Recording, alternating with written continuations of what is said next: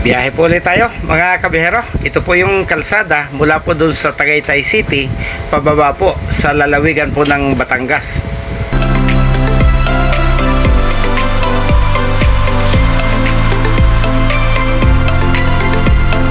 At syempre dahil po ito yung kalsada mula dun sa Tagaytay, madadaanan po ninyo rito ang maraming pwedeng maging interesado kayo, katulad po ng mga sariwang karne ng baka, iba't ibang mga prutas, iba't ibang mga lugar pasyalan, at ang lahat po ng yan ay madadaanan po ninyo kapag ginagamit nyo po ang kalsadang ito.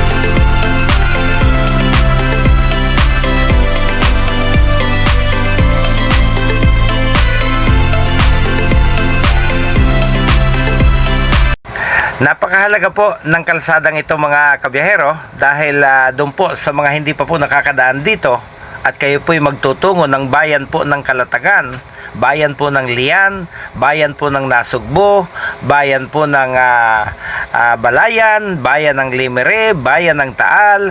Ang kalsada pong ito ay maaari po ninyong gamitin kung mas malapit po para sa inyo ang lugar na ito.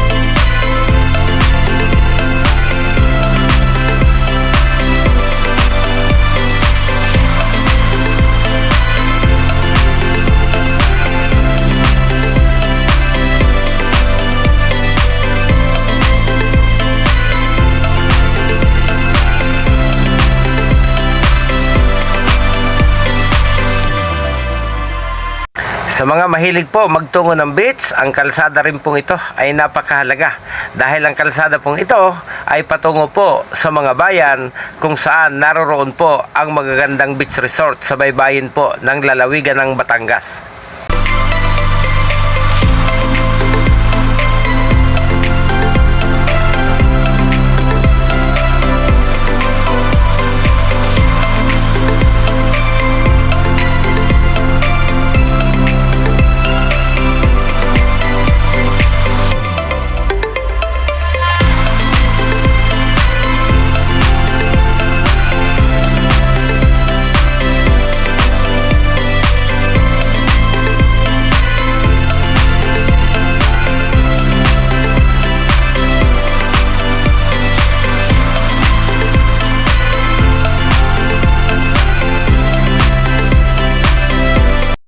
Mula po sa Metro Manila, ang kalsadang ito rin po ang ginagamit patungo po sa mga resort sa Matabungkay.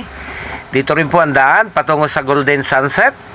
At siyempre, yung pong Punta Puego, yung pong Pico de Loro, ay pwede nyo rin pong gamitin ang kalsadang ito mga kabiyahero.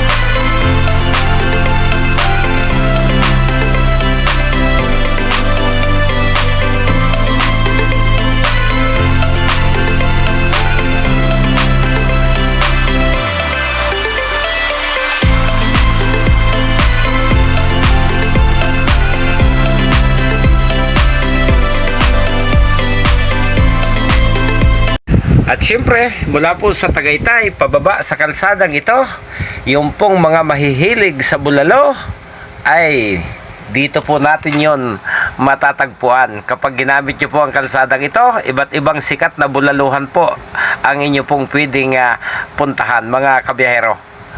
Pero kung kayo po'y magpupunta sa bulaluhan, ay baka naman sakali, ako po'y inyong isama.